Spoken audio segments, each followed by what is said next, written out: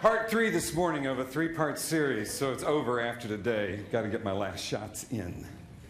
This is a training we've been holding for the last couple of weeks on how to train your parents. And so this is one of those things where parents, feel free to just cover your ears. I'm mainly talking to younger folks about how to train you. Maybe it won't hurt for you to hear it, but we'll see. Part of what I've been talking about is that somehow in the journey of our lives, there are times as we're growing up that we discover there are things that, go kind of awry in the family. Things in the family become quite tense, and there can be a lot of, just people not getting what they want. And at those moments, oftentimes, as I said in the last couple of weeks, when young people can learn to train their parents how to have conflict in a way that is all about learning to give freedom for responsibility, where if I take on responsibility, I get responsibility for more. That's such a great way to experience how we grow up together. But today I really want to talk about the main thing I think young people can learn to train their parents in.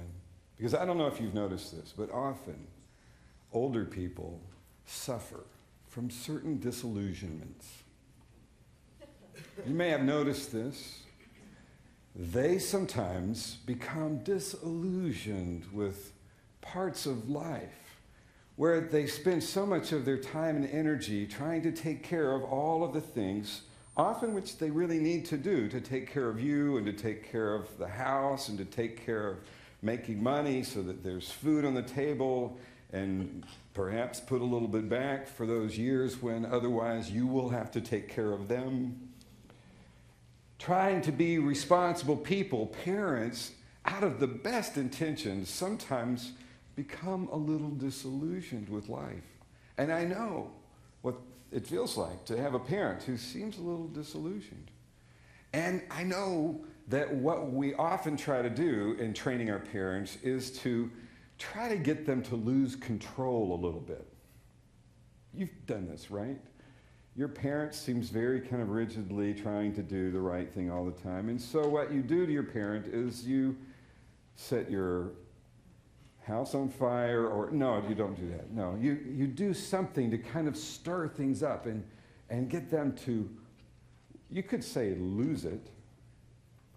And there's kind of an effort in that on the part of us when we're young people sometimes, trying to train them out of their kind of rigidity.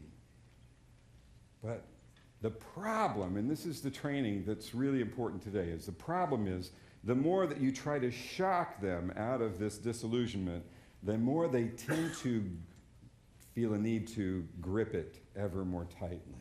Now, there's a great old story about the sun and the wind having a contest over the man and trying to decide who was more powerful. And there was a sense that the wind felt like the wind was the most powerful. And so it thought, I'll challenge you. It's a duel.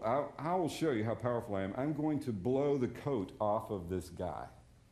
And the wind blew and it blew and it blew. And every time the more it blew, the more tightly the man clung to his coat.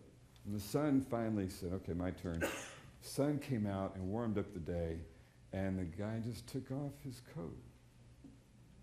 So many of the conflicts that we get into with trying to train our parents have to do with things like that, where it's not that there's something wrong with what we're feeling and sensing, but that we're trying to go about it in a way that just doesn't work. It's kind of like those Chinese handcuffs. Have you ever seen those? They're little woven pieces of bamboo, and you stick one finger in one of them, and you stick the other finger in the other, and the more you struggle with it, the worse it tightens up on you, and you can't get your finger out until you just kind of relax, and then it slips out really easily. Sometimes the struggles that we get into in the growing up years are really kind of like that. It's like the harder we struggle with it, the worse we make it. I want to suggest that, like that song that Brad did just a little while ago about I want to run through the halls of my high school, especially if you find yourself in your teenage years growing up wanting to kind of grab life and, as one poet put it, suck the marrow of life. If you're finding yourself in that place where you feel like your family and your disillusioned parents somehow just don't get it, life's so much bigger than they seem to have grasped, and you find yourself, like many adolescents that I talk to, thinking about, how do I want to buy into this rat race thing that my parents are into that seems to keep them so kind of always busy and missing out on all the good stuff of life? Maybe just think for a moment that there are some differences going on here. Think about all that your parents are trying to provide. You know, it's important stuff. And the sacrifices they make, it's important stuff. But what you're feeling is important too. It's just not something to make lifelong decisions out of. Lifelong decisions based on a feeling of, I don't want to buy into the rat race and become a cog in the machine of culture and becoming disillusioned in that sense yourself. Yeah, that's something you need to pay attention to. Listen to the calling in your own heart of what you want to create with your life. We want to do that. We need to do that. But at the same time, recognizing that those feelings don't necessarily mean you need to make some lifelong decisions that cut you off from the connection of the world. I've worked with a few adolescents who made that choice. They said, I'm not going to buy into the way of this world. I'm not going to buy into the cultural mentality of the American dream. I understand that. That's a strong feeling. At the same time, what I saw them do was not really follow any alternative. And most of them are living in their parents' basements right now. Sometimes it's learning to live in the tension between me being self-responsible and learning to take care of myself, which is that's the process of maturity, and also still holding on to that sense of life in its richness. And some of us have recognized that sometimes our parents struggle with that same tension.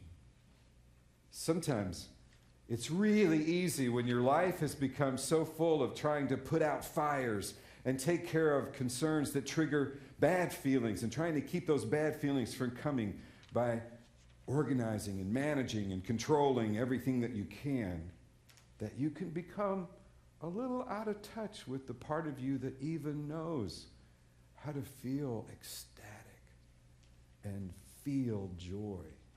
Because, frankly, those aspects of our lives have more to do with losing control and sharing control than they do with having control. It's easy to make a life out of trying to keep control of everything and keep the bad wolves at bay. But in the process, sometimes we actually lose our way, and that's all life becomes. Train your parents, you see, to recover that joy. But the way we do that's so important, because if the way we're trying to do it is to keep shaking things up, what happens is parents do what they've struggled to do and may be stuck in doing, which is always just focusing on trying to put out the fire of the negative, the fire of the fear, the fire of the distressing, the fire of the things that trigger shame and humiliation.